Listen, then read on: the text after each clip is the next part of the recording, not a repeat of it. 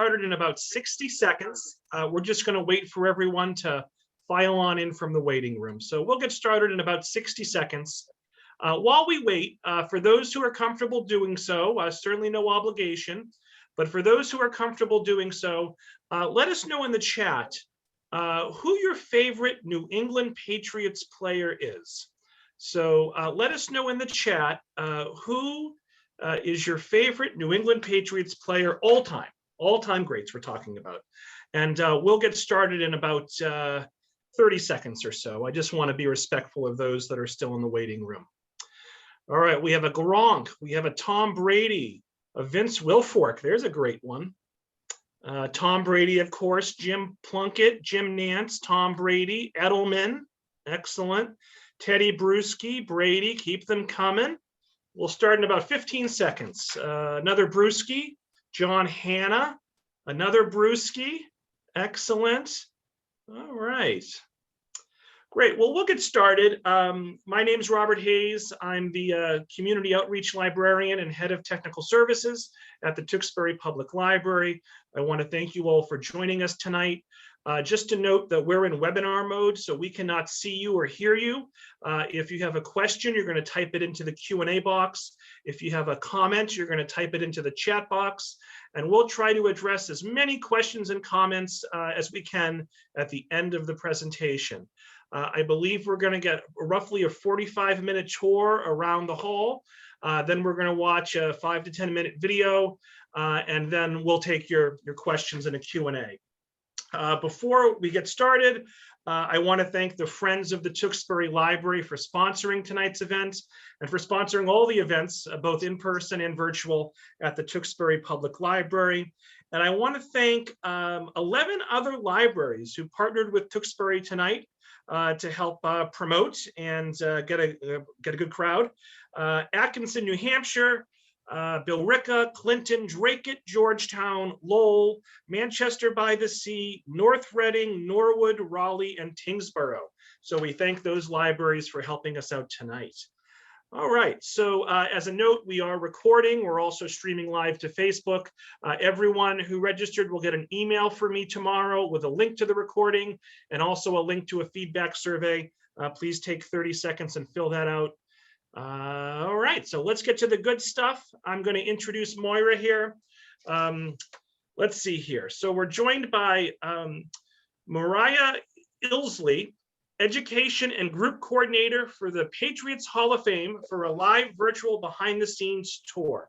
So Mariah has been working at the Patriots Hall of Fame, presented by Raytheon Technologies, since February of 2018.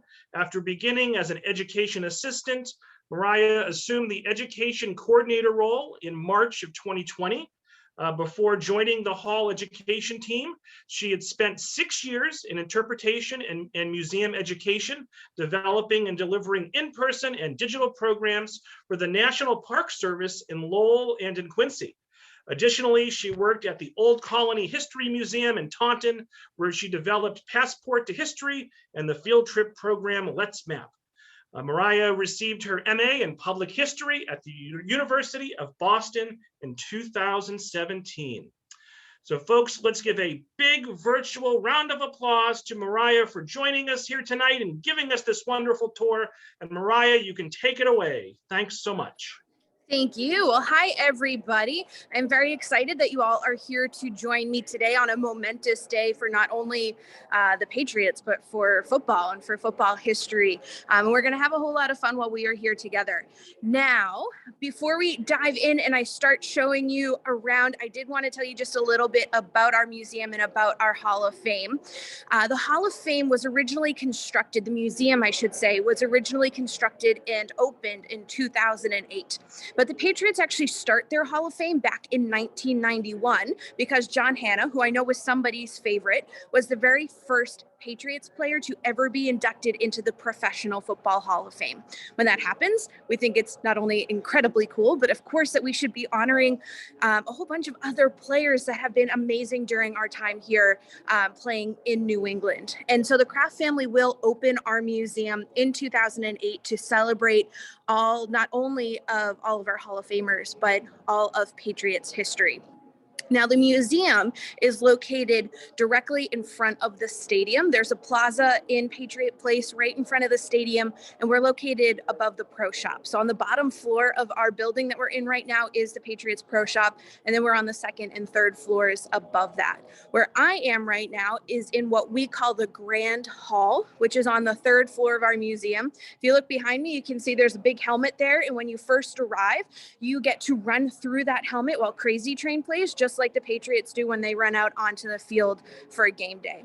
But our museum not only covers Patriots history, but it touches on local football history. There's lots of fun interactives. It's loud, it's exciting, and we're going to get to explore all of that today. So I'm going to flip my camera around so you can see everything that's going on around me. I would like to note, though, that because of Tom Brady's news earlier today, there is a news crew here with me in the museum, so you're going to get to see them as well as we are going through. So let me flip that around so you can see everything. As I mentioned, I am in what we call the Grand Hall. And the Grand Hall is a pretty large space. So sometimes we'll put temporary exhibits here, but we will also have events here if we ever have. Sometimes the Kraft family will host formal dinners here. All of that sort of stuff will happen right here in this space. We do have a painting, which I think is really incredible, of Coach Belichick.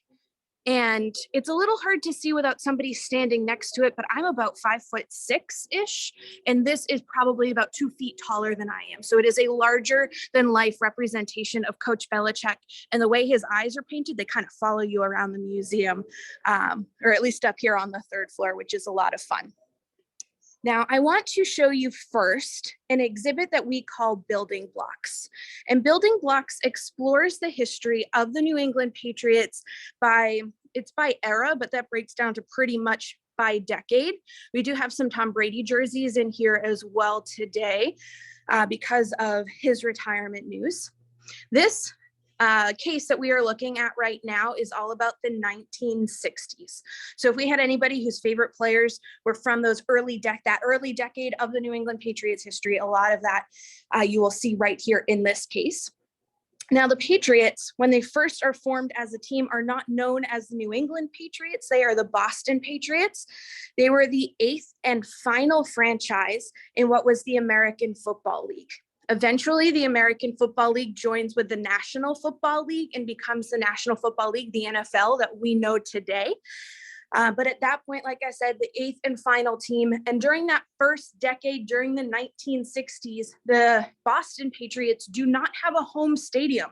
They are moving all around Massachusetts. They would play at Fenway, at Harvard. They were playing at Boston University, at Boston College. They'd even go up and play in Haverhill sometimes. And it's exhausting. It's exhausting for the fans. It's exhausting for the players.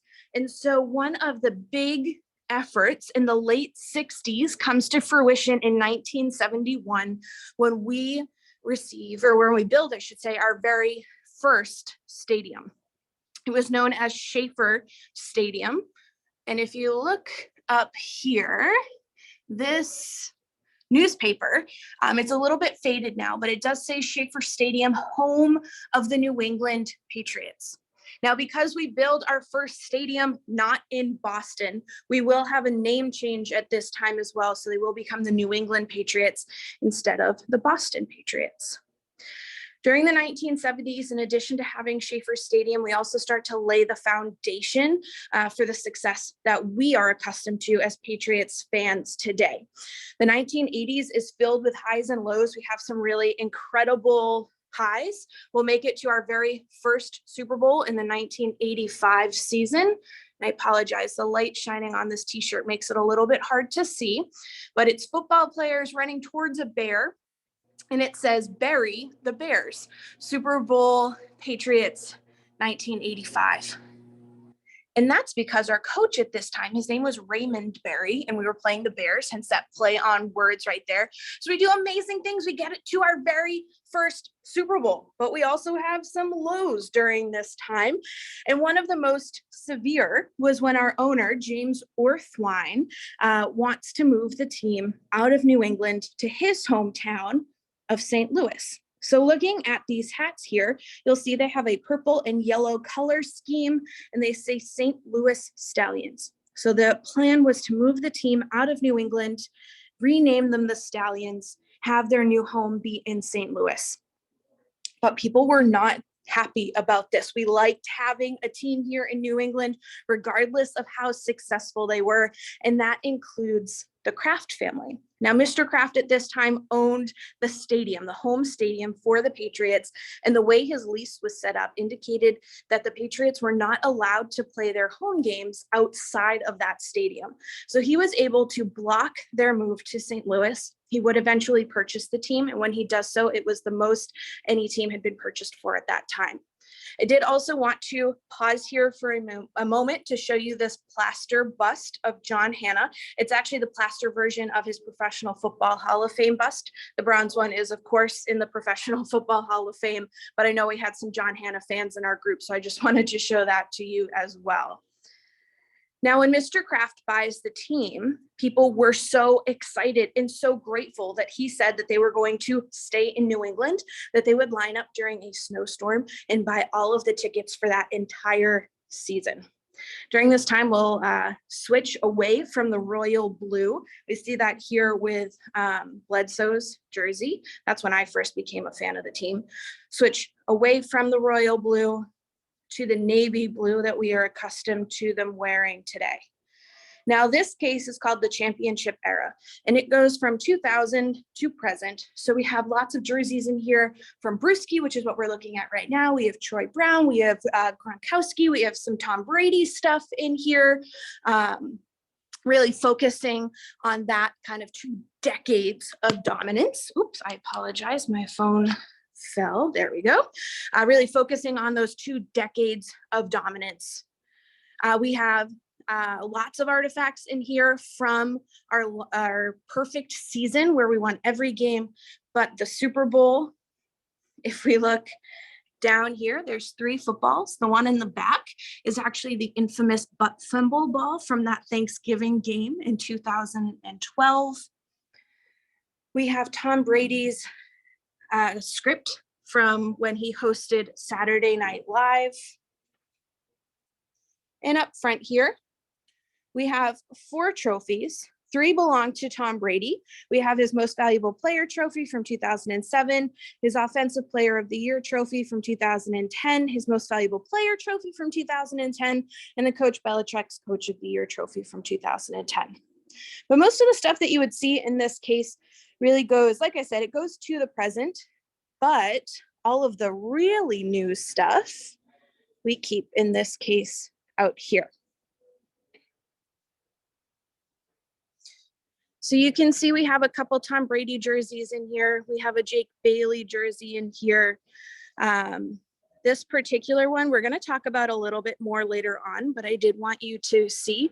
This is Tom's jersey from Super Bowl 49, which was stolen and eventually returned. Like I said, we're going to talk about that more a little bit later on, so I'm not going to spend too much time on it now, but I did want you to see that we have it here in the museum.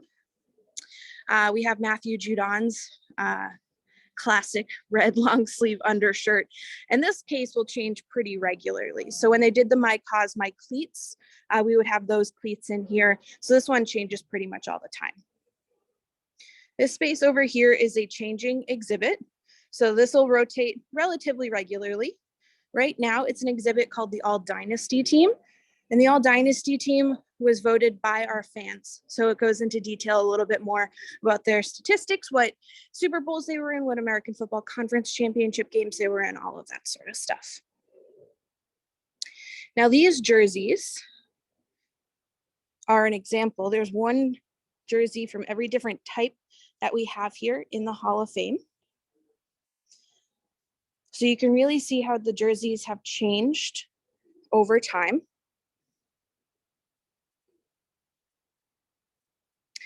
Modern jerseys are really short and tight, so they generally have an elastic waistband that keeps it nice and tight.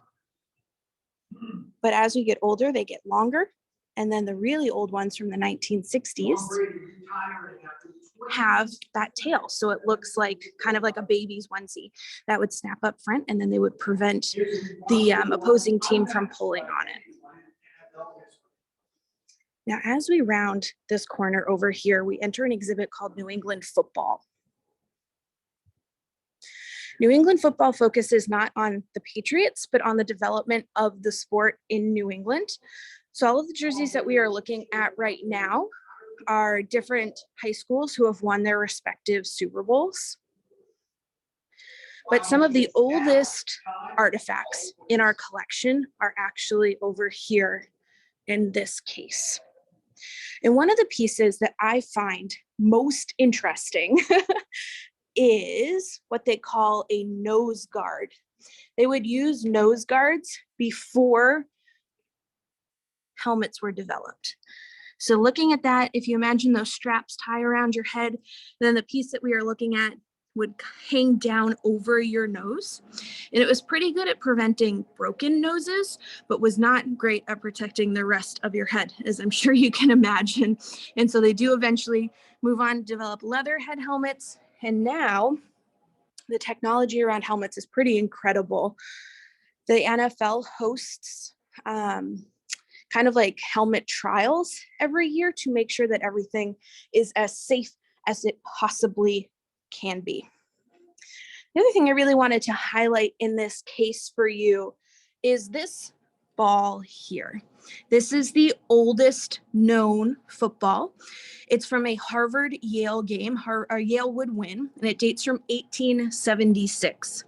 If you are looking at this thinking it does not look like what you are used to for footballs, that's because the forward pass wasn't invented yet.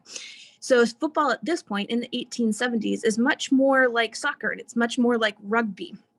It wouldn't be until a man named Walter Camp writes a book called American Football, where he really writes down the rules of football. He will invent the forward pass at that point, and that's when the ball starts to elongate a little bit. It's when you start to get those pointier ends to your footballs so that it's more aerodynamic, can fly through the air, and you can tuck it kind of under your arm and run with it a little bit. Speaking of American football, this is a copy of that book right here. Now, behind me, we have a motorcycle made for Adam Vinatieri to honor his 3 Super Bowl wins with the New England Patriots. So there's all sorts of details on this motorcycle to highlight that. Up along here, it says World Champions. On the wheel, it has his 3 Lombardi trophies depicted. Back here, sorry, my shadow got in the way there, we have the rosters for the Patriots and for the opposing team for those first 3 Super Bowls. So some pretty cool stuff on this motorcycle here. Now this, I think, is a lot of fun. And if anybody actually this is what we call Guess Who. And if anybody actually wants to guess which players are here, feel free to put it in the chat. I'll make sure that I take a look at those. But let's start with this one. This Guess Who, you can see the player's baby picture right there. This player was born on July 24th, 1953 in San Antonio, Texas. If you have a guess, feel free to put it in the chat.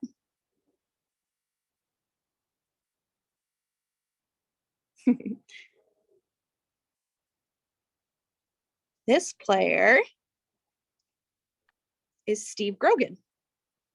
So he was our quarterback from 1975 until 1990. Let's see, this one is another favorite of mine. I think this baby picture is very cute. But this player was born on May 1st, 1973 in Pittsburgh, Pennsylvania. If you have any guesses, feel free to put it in the chat. I see a guess for McGinnis. I see a guess for Ty Law. Let's see. This one is actually Curtis Martin, who was a running back for the team from 1995 until 1997. Now, Curtis Martin is not in the Patriots Football Hall of Fame, but he is in the Professional Football Hall of Fame. Let's see. This one might be a little easy. This is not a player, but he is a key part of the Patriots organization. He was born on June 5th in 1941 in Brooklyn, Massachusetts. And yes, Adam, you already got it, my friend. This is Robert Kraft. So I like these. I think they're a lot of fun. There's lots of different players that you can guess with. Now, as we come back this way, we do have one of the games that we developed with Raytheon Technologies, who's our naming sponsor for the Patriots Hall of Fame. And for this one, you can decide whether you want to pass or kick the ball. And let's see, let's pass today. And with that, we can change our X angle, our Y angle, our force, and our delay to try and make a successful pass to the player who is on the right-hand side of this screen. It also tells us that the wind for this is at 0 miles per hour. So if we, oops, sorry, I took too long. Now it's at 4 miles an hour. If we make a couple adjustments here, hopefully we will have a successful pass. Oh, I was a little late on that throw. My delay was too long. But that is one of the games here that are not only our not only our visitors, but our field trip groups that come have a lot of fun playing with those. That is one of the games that we have here. The other one that we have that we developed with Raytheon is called In the Numbers. And Patriot hosts this one. And for that, you can play against other players, answer simple math questions to try to move your player down the field. I apologize. To score a touchdown. Now, rounding the corner here, this is a temporary exhibit that we have up for Richard Seymour, who is our most recent inductee into the into the Patriots Football Hall of Fame. He was technically chosen in 2020, but because of COVID, we were unable to induct him. And so he had his induction ceremony in October of 2021. Now we have explored the 3rd floor, so we're going to head on down to the 2nd floor of our museum. I'm going to head on down the stairs here.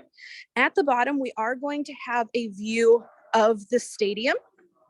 The lights aren't on, so it's a little tricky to see, but what we are going to be looking at is the north end zone. Now, you may have heard about the construction that's going to be happening at the north or in the north end zone, and they have, I apologize, my mobile device doesn't want to hold up my phone, so I apologize that has happened. But what we're going to be seeing down here at the bottom is Gillette Stadium, and it is the north end zone. They have started construction on that. When they complete it, we will have one of the largest video boards in the country. We will almost triple the height of that logo or the lighthouse that makes the logo for Gillette Stadium, and you can kind of see some of the lights on in the stadium through the window here. Now that we have made it down to the 2nd floor, we are going to take a look at what we call Once a Patriot. And this explores not the on the field relationship between these players, but the off the field relationship. They strongly feel that you can't make it to the Hall of Fame unless you have those teammates, unless you have that camaraderie. And so everything in here focuses on the off the field relationship between the players and their family and their friends. This banner is from the 1960s. It's from the 1963 Eastern Division Championship game. And this actually hung in Fenway. But after one victory, the fans rushed the field and this banner was stolen. Nobody knew what happened to it. It was gone. Completely gone. No rumors about what happened to it, nothing. And then when we opened our museum, somebody came and they said that they had this. They didn't want to admit how they got it, but they wanted to give it back to the Kraft family. They accepted, and now it proudly hangs here in the Hall of Fame. Now, rounding the corner, we do enter the Patriots Hall of Fame. To be inducted into the Hall of Fame, you have to be retired from playing for 4 years. It does not matter if you play somewhere before you play with the Patriots or after you play with the Patriots. All they look at is your time playing for our team, but you have to be retired and then you're eligible. We have a selection committee that looks at all of the eligible players, uses a point system to pick the top 3 potential inductees, and then we allow our fans to vote on who will actually be inducted into the Hall of Fame. We will generally have an induction ceremony either in the summer or in the fall. The inductee will be given a really nice custom-made red jacket. They are given a trophy. Mr. Kraft will give them a watch, and then we will put their name and number on our Hall of Fame wall over here. We will also update our database to reflect that player. So looking here, when we work with these kiosks, I'm sorry, you know what I'm just going to do? I apologize. Give me 1 second, folks. I'm just going to take my phone out entirely.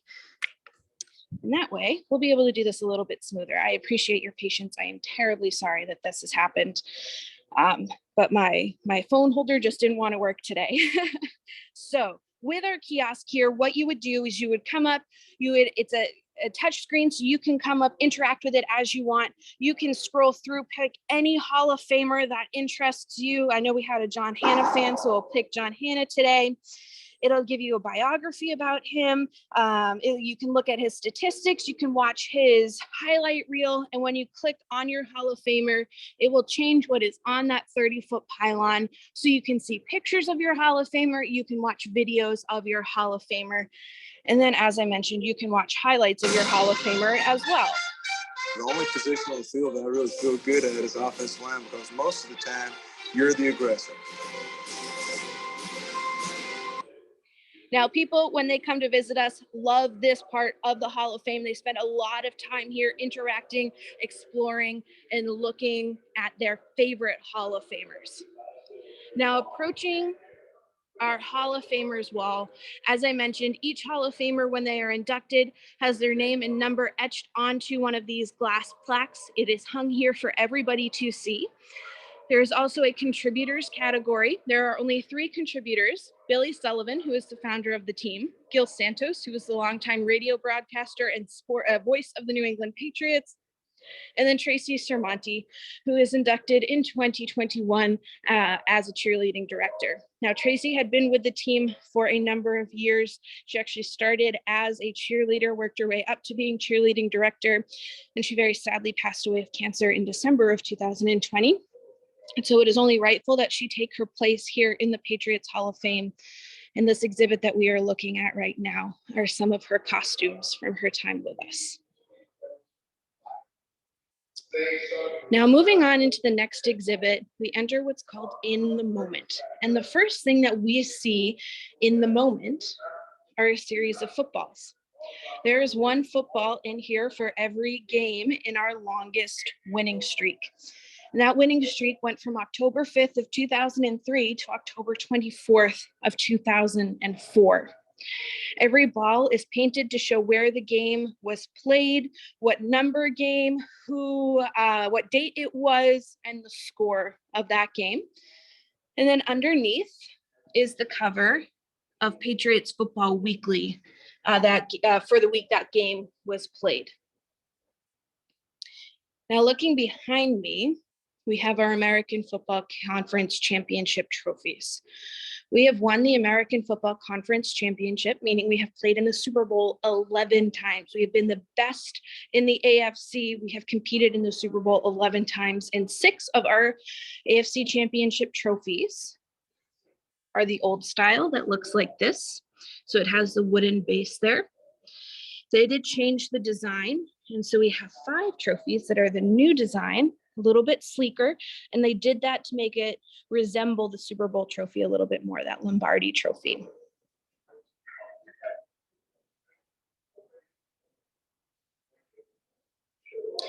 Now, as we move down this way, we start to enter the really interactive part of our museum. You can see there is a tractor hanging above me here, which was used in 1982 to clear not only the field marker lines, but also to clear a spot for the kicker, John Smith. It was very controversial, the use of this tractor, which is why we have it here in our museum. But as we move past that, enter what we call the snow globe. And the snow globe, as I get closer, it'll trigger, so it'll start the video, but the snow globe tells us all about Adam Vinatieri's amazing kick in what we call the Snow Bowl game against the Raiders. Now, for me personally, it was this game that made me become a fan of the New England Patriots. Delineations of the yard markers, field getting slipperier as the snow piles up here in Foxborough. And now, Patriots have called the timeout, and here comes Adam Vinatieri onto the field. 45-yard field goal attempt coming up. Snap, ball down, kick up on the way.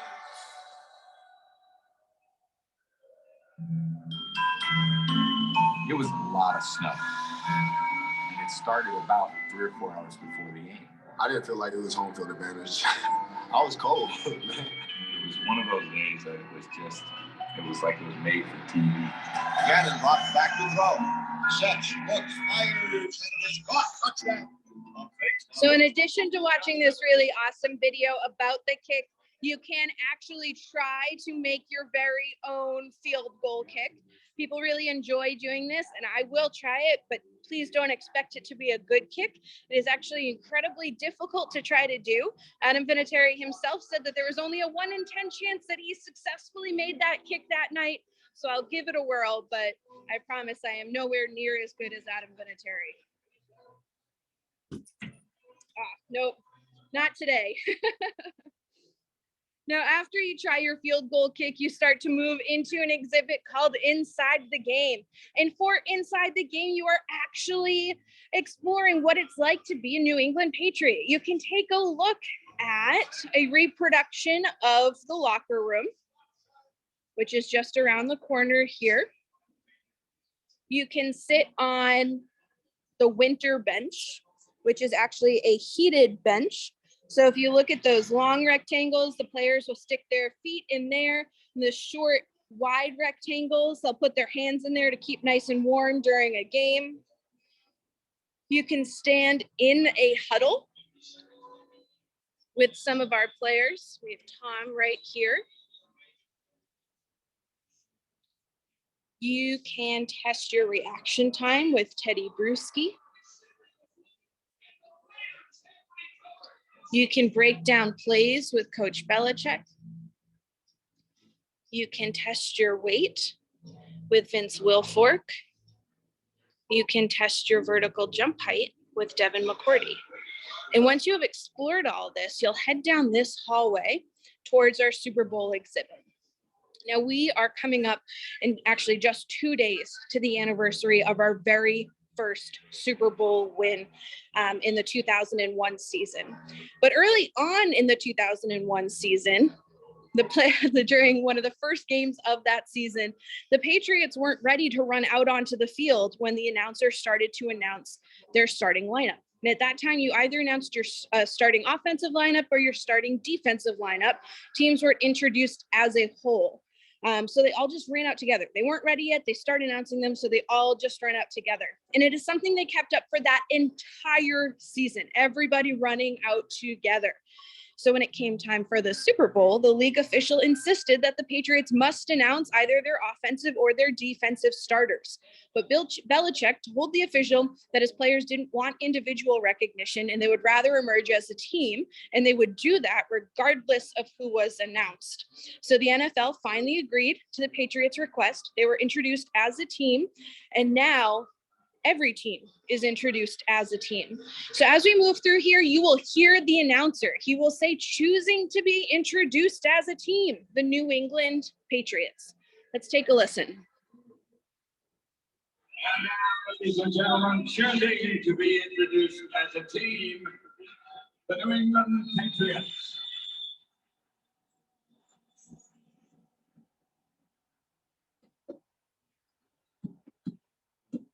And as we emerge out, we do enter our Super Bowl exhibit. Now we have one kind of smaller space, what we call a pod, for every Super Bowl win. So this is the Super Bowl pod for our very first Super Bowl win, Super Bowl 36. So we have some artifacts from that Super Bowl, and then you can explore that Super Bowl much more in depth through these touch screens. So you can learn all about the season, come with some of the key storylines of that season. You can look at highlights from the Good game. afternoon, everyone. From the Louisiana Superdome, it is Super Bowl 36. You can see who the MVP was, which was Tom Brady for that one. You can look at the roster. You can look at the scoring summary. You can watch each scoring play. The holder is Ricky Cole. The snap, the ball is down. The kick is up. It is on the way, and it is good. A 50-yard field. And then you can look at the game book for each Super Bowl as well, which literally tells you play by play what was happening in that game. In addition, in this area, we have a giant video scoreboard, which goes through some of those Super Bowl storylines. Tonight he'll try to win it against the Carolina Panthers. He has had one miss and one block in this game. You get it out. Just take your time and know. Just do what you do. Just be it. Which is another place that a lot of our visitors spend a lot of time. Now, rounding the corner here, we enter an exhibit called Anatomy of a Comeback. And this is actually one of my favorite exhibits in the museum. This one will detail for you play by play how the New England Patriots were able to come back and beat the Atlanta Falcons during that Super Bowl where we had the deficit. We only had 3 points. Atlanta had 28 points. We come back, we win that game in overtime. It is the only Super Bowl to be decided in overtime, and it was definitely one for the history books. So what we are looking at right now is the strip sack, and we actually have the ball that was sacked, that was dropped during that sack here. This one is that incredible Julian Edelman catch, for which we have his helmet and his gloves. And then finally, we have White's touchdown, for which we actually have his full uniform and the ball. In addition to all of these artifacts, we also have a video that goes through play-by-play detailing that win. Doesn't really matter what's going on. Number 12 is going to be in there, fired up, ready to compete.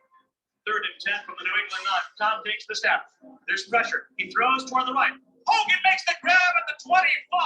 Money throw by number 12.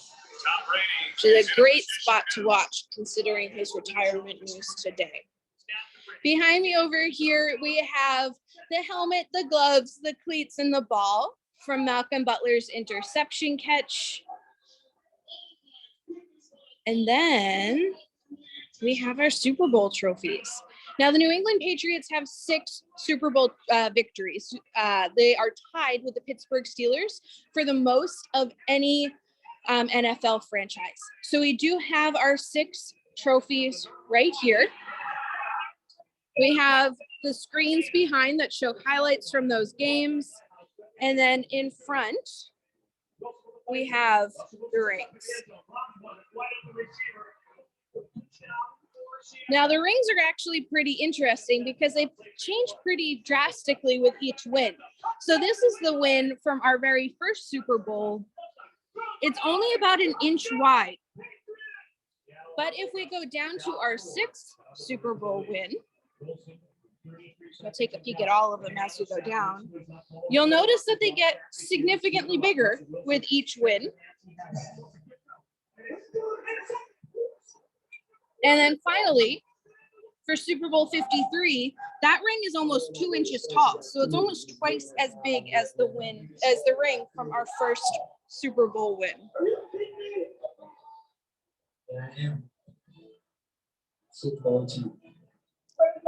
Now, after every Super Bowl win, there is a victory parade. So here we have the duck boat, or one of the duck boats that the Patriots use during their victory parades. This one is actually called Patriots. And as we go through here, you'll have a feel of what it's like for the players during those parades. You'll be able to hear the noise, see the crowd. The noise in this part, the crowd noise, is actually triggered by how many people are in here. Because it's just me, it might be a little bit quiet today, but you can see that. And then the duck boat that we were just in is actually in the photograph on this wall. It's this one just right here, the second one in the back. We are all Patriots, and tonight the Patriots are world champions. So as Mr. Kraft says, we are all Patriots. Now that does conclude our tour of the Hall of Fame. So I'm going to start making my way back to our workstation, where we will have a brief artifact demonstration. This video will be about 6 minutes, and I'm going to shut off.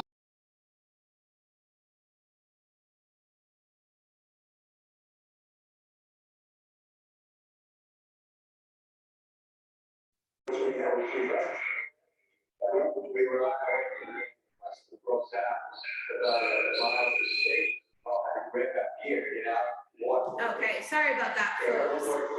I appreciate your patience during all of those changes there. I have returned back to our station where we're going to show you that artifact demonstration video. Now this video is about 6 minutes long, but it does show a really nice an example of some of our favorite artifacts in our museum. Some of them we took off display, some of them we pulled out of our archiving room. So we'll show you those, and then if you have any questions whatsoever, I would love to address those for you. So, Robert, it doesn't look like I am able to screen share. Is there a workaround for that? For 1 second.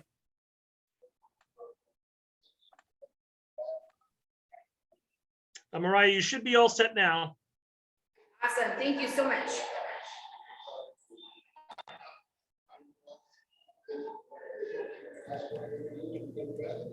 Hi, everybody. My name is Brian Morey, and I'm the Executive Director of the Patriots Hall of Fame presented by Raytheon Technologies. Happy to be with you today to show you some of the items from our collection. So the first item I have is a football that was used in a 33-8 win over the Oakland Raiders by the Patriots in Mexico City. And you can see the logo on the ball. It says Mexico on it.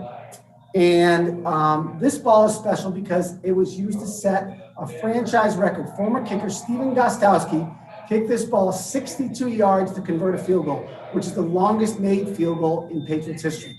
Now, a couple interesting points. One is the fact that the game was played in Mexico City, which is at a much higher elevation than Foxborough, Massachusetts. So with the higher elevation, you have thinner air and the ball will travel farther. So while in Foxborough, you might not really try a 62-yard field goal, in Mexico City, not only do you attempt it, but you can make it. So this is the ball that set a franchise record. An interesting fact about these footballs is right here, where my finger is, there's a K. It's hard to see on here, but the kickers use a special ball that are put into the game just for kicking plays. So there's a different ball that is used on first down, second down, third down for running and passing plays. But on kicking plays and punting plays, they throw the K ball into the game. And the reason they do that is several years back, the kickers used to try to manipulate the footballs. So across the league, they were having a problem. Kickers would put the ball in the dryer. They would try to do anything they could to make the ball easier to kick. So in order to stop that practice, the NFL implemented special K balls that only are in the game for kicking and punting. Our next item is a pair of cleats from 2019. These were worn by Stephon Gilmore, who became the first Patriots player in NFL history to win NFL Defensive Player of the Year award. And these are kind of cool. You can see here the dirt is still caked into the bottom of the cleats, and around the sides here in the front, there's a lot of dirt on these cleats. And that's the way we want them when we collect something from the field. We want it to have a level of authenticity to show you, wow, this was used, and clearly this was used on natural grass to have all the grass stuck into the bottom of them. So it does add a cool factor to it. And then just to show you a separate pair of cleats here, these belong to Rob Gronkowski. And just to show you the difference in size between Stephon Gilmore and Gronk's foot. Gronk wears a size 16, and these were worn during his rookie season in a game on November 14th, 2010, when he set a Patriots record, becoming the first rookie to have 3 touchdowns in a game. So these were special cleats from Rob Gronkowski's rookie season, and obviously Gronk went on to have a great career with the Patriots. Our next item I want to show you is a jersey. Now, back in the 60s and the early 70s, the jerseys were very different than they are today, and I always think these are kind of funny to show you guys. This jersey belonged to Reggie Rucker, who actually played his college football at Boston University. Well, if you can see here, it's got a tail, but it's really not a tail. It's what I would compare it to a onesie that a baby wears. So you're all familiar with a onesie that snaps underneath on a baby. Well, this does the same thing. So this wraps around underneath and buttons in the front. And it made it hard, or made it impossible, for people to be able to grab the jersey and pull it untucked. So that's what they did back then, is they would have that piece that buttons, comes underneath and buttons in the front. And just to compare that to Julian Edelman's jersey, you can see this is a jersey that Julian Edelman wore, and it has an elastic bottom at the waist level here. It's got an elastic band in there, and there's no real sleeves to this jersey. His arms come out from the side of the jersey underneath the shoulder. And the reason they do that is because this piece right here where my hand is would then fit very tightly over the shoulder pad. And so they want the jersey really tight so the defensive player can't grab it and hold on to it and be able to tackle him by his jersey. So that's why they wear it like that. A couple other jerseys to show you. This one was worn by Randy Moss, and he wore this in the 2007 season finale against the New York Giants at the Meadowlands in New Jersey. And he wore this jersey when he set the single season NFL record for most touchdown catches in a season with 23. It was actually Tom Brady's 50th touchdown pass of the season, which also set a record back then. That Brady's record has since been broken, but Randy Moss is still the single season touchdown reception leader in NFL history with 23, and he did it while wearing this jersey against the Giants in the 2007 regular season finale. This item here, this belonged to Tom Brady. So I took this off display. Tom Brady wore this jersey in Super Bowl 49. You heard me talk about the cleats and the dirt on the cleats. Well, you can see here the grass stains on the jersey, on Brady's jersey. He wore this in the Super Bowl 49 win over the Seattle Seahawks, 28-24 win. The Patriots were actually down 10 points in the fourth quarter of that game, and Brady completed 13 of 15 passes and won the Super Bowl MVP award while wearing this jersey. At the time, that was the biggest fourth quarter comeback in Super Bowl history. A couple years later, in Super Bowl 51, the Patriots had an even bigger comeback when they came back from 28-3 with 2 minutes and 12 seconds left in the third quarter to beat the Atlanta Falcons in Super Bowl 51. So I hope you enjoyed that artifact demonstration. And if you have any questions, we can certainly answer those for you. But have a great day, and thanks for joining us today.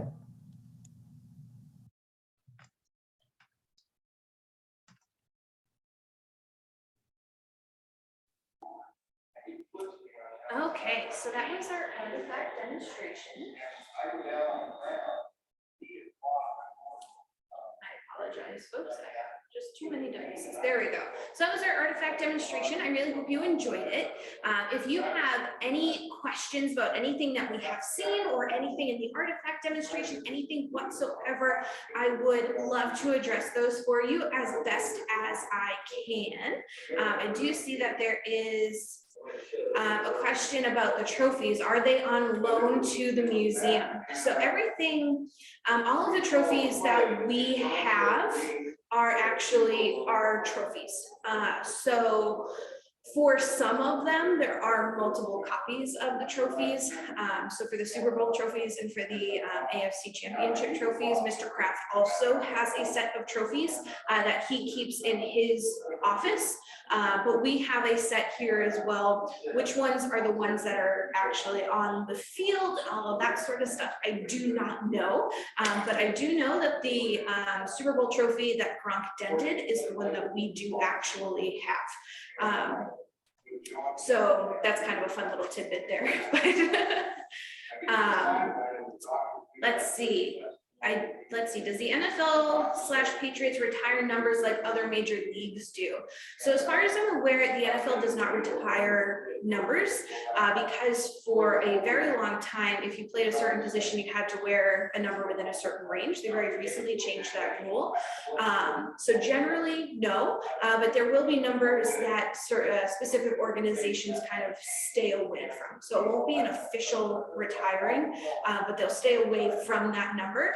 But I would be interested to see how that changes now that they don't have that rule in place and if they do start to retire numbers. Let's see, any memorabilia from concerts, events that have been held at Gillette. So not in the Hall of Fame, because what we focus on is very specifically Patriots. But we do in the kind of in the stadium itself, sometimes there will be memorabilia from different types of events. At the very least, there is photos from those events kind of spread out all over the place in there. Mariah, before you move on to the next question, is there anything we can do about the background noise, or is that kind of it is what it is to quote a great coach? Fortunately, it is what it is. That's just kind of the noise that we have here in the museum from our exhibits. No problem. I have muted everything that I have on me right now. You're fine. But unfortunately, those other voices that we're hearing are from that Once a Patriot exhibit, where they have oral histories from some of the older players. So that's kind of what we're hearing right now. I apologize about that. No problem. No problem. I just wanted to let you folks know if anybody is interested in visiting us in person. We are open 7 days a week right now from 10 a.m. until 5 p.m. So you can come see us anytime, and you can either buy tickets online or you can buy them at the door, whatever is easier for you. We are happy to do that. Where is the ball from Edelman's catch in the Super Bowl against Atlanta? That is an excellent question. I know that we have what I showed you, we have that kind of on display. Frequently, we won't have some piece of that because Mr. Kraft will actually give it to the player who was involved in that. So I wouldn't be surprised if Edelman actually has that piece, which is I think pretty cool. One of the interesting things, and one of both, it's really fun, but it's also a little bit of a challenge sometimes, is that the organization owns everything. So the jerseys that the players are wearing, the balls, the helmets, they own all of that. And so frequently, the player will want something, and if they want it, they'll have to work with the organization to get it, just like we do. So if we want a ball or a helmet or a jersey, we have to actually, our curator will work with the equipment manager to get a lot of that stuff. He'll frequently be writing emails during games. I want this amazing thing just happened. I want this for the museum. And so he's working with them for that. But sometimes they'll want to keep it. Like with those Tom Brady jerseys that we saw both in the museum from Super Bowl 51 and 49, those were stolen. And so nobody knew where they were for a long time. We just assumed that Tom had them. And then when they were returned to us, Mr. Kraft gave us the one from Super Bowl 49, he gave Tom the one from Super Bowl 51. So sometimes the organization will make the decision to give the player some of the equipment. And Mariah, Ashley asked, does the NFL or the Patriots retire numbers like other major leagues do? So they don't currently, because for a long time, specific positions had to wear a certain number range, and so they didn't want to limit the numbers available to them, so they didn't retire numbers for a long time, but they pretty recently took that rule away, so I'll be interested to see what happens. There was kind of an unofficial retiring that you would see sometimes in organizations where if they had a really incredible player, the players that followed him would kind of stay away from that number. But I'll be interested to see what happens now that that rule has changed. Bob asks, do many people use the interactive display of the Patriots all-time roster? They do. So there's lots of really fun interactives, and really it's kind of whatever you're into. There's really something for everybody here in our museum, but the interactive display for the all-time roster is definitely something, it's relatively new for us. So it's something that people are really kind of getting into the groove to. Our returning visitors don't, like I said, it's new. So they didn't, a lot of them didn't know it was there. So our amazing guest services staff has been really incredible about directing people to it and showing them how to use it and all the different types of information that you can pull up on there, but it is definitely becoming one of our more popular displays here in the museum. After today's news, will Coach Belichick be donating his cell phone to the museum? That's I kid. So, Mariah, I don't see any other questions. So let's give Mariah a big virtual round of applause for a phenomenal job for this past hour. I have no idea how you did it all, Mariah, with your multiple devices, and that was very impressive technology-wise. I learned quite a bit. Do you have any last words for the group before we wrap up? No, but thank you all so much for your patience. As you said, I did have multiple devices going, and so we had a little bit of technical difficulty there, so I appreciate your patience during that and your flexibility and for staying with me. So thank you all so much. I really hope to see you here sometime in person.